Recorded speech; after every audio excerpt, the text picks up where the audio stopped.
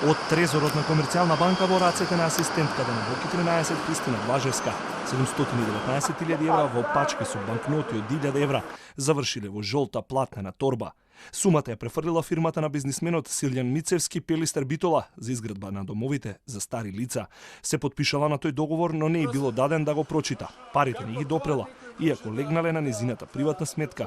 Ке посведочи во судот пензионерката и автор на проектот за старечки домови Лилјана Тодоровска во процесот Меѓународен сојуз.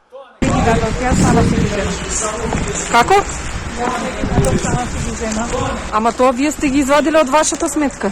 Јас не ги извадив да ги дадам, него таа си ги земам со трезор. Тодоровска не се сомневала во криминал, бидејќи 2 недели претходно во финансиската полиција обвинителството бил проверен проектот и потеклото на парите кои се префрлаат. Според одбраната на Боки 13, пак денешното сведочење на Тодоровска е некомплетно и сомнително. Ништо не е точно.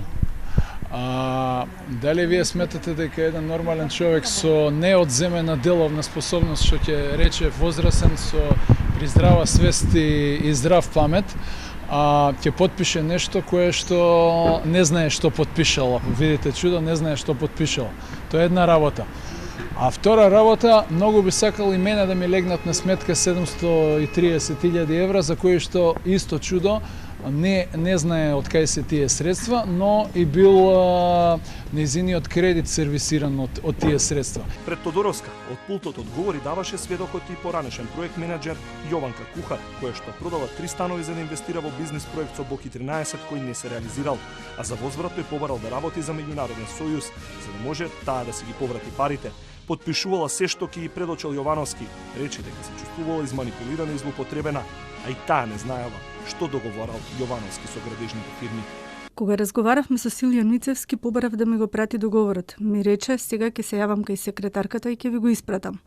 Ми го испрати, отворам јас, нашите потписи беа на последната страница.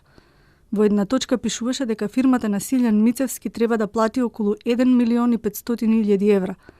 Но тоа не ни беше прочитано при потпишувањето. Тоа да се прочиташе, јас ке поставев прашање зошто толку чини.